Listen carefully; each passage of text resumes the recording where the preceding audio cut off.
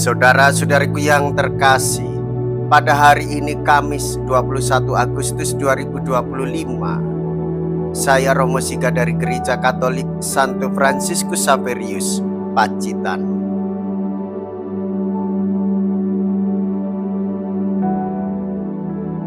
Dalam nama Bapa dan Putra dan Roh Kudus, amin.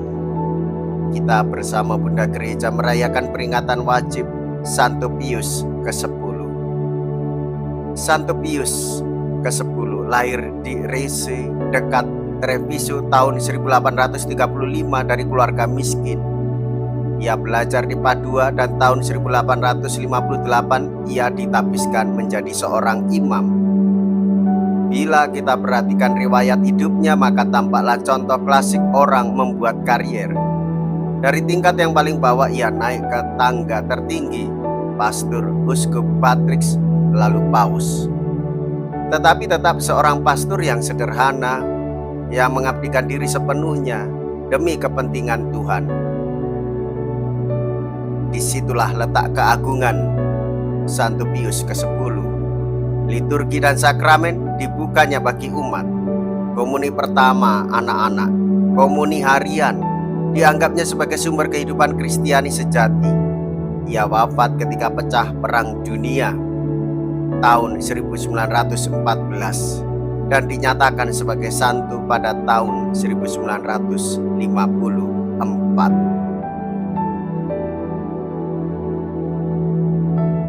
Undanglah setiap orang yang kalian jumpai ke pesta ini. Mea culpa, mea culpa, mea maxima culpa. Saya berdosa, saya berdosa, saya sungguh berdosa. Semoga Allah yang Maha Kuasa mengasihani kita, mengampuni dosa kita, dan menghantar kita ke hidup yang kekal. Amin. Marilah kita berdoa. Allah Bapa, sumber kebenaran dan cinta kasih, Engkau sudah memenuhi Santo Pius ke-10 dengan kebijaksanaan surgawi dan keteguhan para rasul. Ia menjaga iman yang benar dan mempersatukan dan memperbarui segalanya dalam Kristus. Semoga kami menuruti ajaran dan teladannya dan memperoleh ganjaran abadi. Dengan pengantaraan Yesus Kristus Putramu Tuhan kami, yang hidup dan berkuasa bersama dengan Dikau dalam persatuan Roh Kudus, Allah sepanjang segala masa. Amin. Tuhan bersamamu dan bersama rohmu. Inilah Injil suci menurut Matius. Dimuliakanlah Tuhan. Matius bab 22 ayat 1 sampai dengan ayat 14.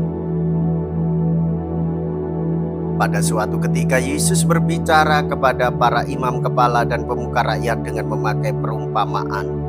Ia bersabda, hal kerajaan surga itu seumpama seorang raja yang mengadakan perjamuan nikah untuk anaknya. Ia menyuruh hamba-hambanya memanggil orang-orang yang telah diundang ke perjamuan nikah itu, tetapi mereka tidak mau datang. Raja itu menyuruh pula hamba-hamba lain dengan pesan, katakanlah kepada para undangan, hidanganku sudah kusediakan, lembu-lembu jantan dan ternak piaraanku telah disembelih. Semuanya telah tersedia. Datanglah ke perjamuan nikah ini. Tetapi para undangan itu tidak mengindahkannya. Ada yang pergi ke ladangnya, ada yang pergi mengurus usahanya, dan yang lain menangkap para hamba itu, menyiksa dan membunuhnya. Maka murkalah raja itu. Ia lalu menyuruh pasukannya ke sana untuk membinasakan pembunuh-pembunuh itu dan membakar kota mereka. Kemudian ia berkata kepada para hamba, perjamuan nikah telah tersedia, tetapi yang diundang tidak layak untuk itu. Sebab itu pergilah ke persimpangan-persimpangan jalan dan undanglah setiap orang yang kalian jumpai di sana ke perjamuan nikah ini. Maka pergilah para hamba dan mereka mengumpulkan semua orang yang dijumpainya di jalan-jalan, orang jahat dan orang-orang baik, sehingga penuhlah ruangan perjamuan nikah itu dengan tamu. Ketika raja masuk hendak menemui para tamu, ia melihat seorang tamu yang tidak berpakaian pesta. Ia berkata kepadanya, "Hai saudara, bagaimana saudara masuk tanpa berpakaian pesta?" Tetapi orang itu diam saja. Maka raja lalu berkata kepada para hamba, "Ikatlah kaki dan tangannya dan campakkanlah orang itu ke dalam kegelapan yang paling gelap. Di sana akan ada ratap dan kertak gigi. Sebab banyak yang dipanggil, tetapi sedikit yang dipilih."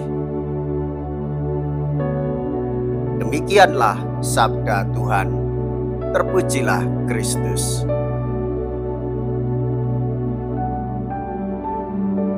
Saudara-saudariku yang terkasih, Tuhan Allah mengundang kita dalam keselamatan ilahi, merayakan Ekaristi, yaitu misa. Berarti kita bersyukur atas undangan Tuhan Allah untuk masuk dalam perjamuan surgawi. Undangan untuk datang ke perjamuan Raja adalah panggilan menuju ke perjamuan akhir, yakni kerajaan surga yang Allah Bapa persiapkan. Allah menyediakan itu bagi kita semua. Dan bagi kita sekarang, hendaklah kita merayakan Ekaristi. Dalam perayaan Ekaristi kita juga menerima tugas perutusan untuk membawa keselamatan bagi semua orang. Marilah kita berdoa. Allah Bapa, sumber kebijaksanaan dan cinta kasih, pada peringatan Santo Pius ke-10 kami berdoa kepadamu. Semoga karena daya santapan surgawi ini kami berteguh dalam iman dan tetap rukun dalam cinta kasih. Dengan pengantaraan Kristus Tuhan kami. Amin. Tuhan beserta kita, sekarang dan selama-lamanya. Semoga Allah yang Maha Kuasa memberkati saudara sekalian, Bapa dan Putra dan Roh Kudus. Amin. Saudara-saudariku yang terkasih, pergilah, ibadat sabda sudah selesai. Syukur kepada Allah.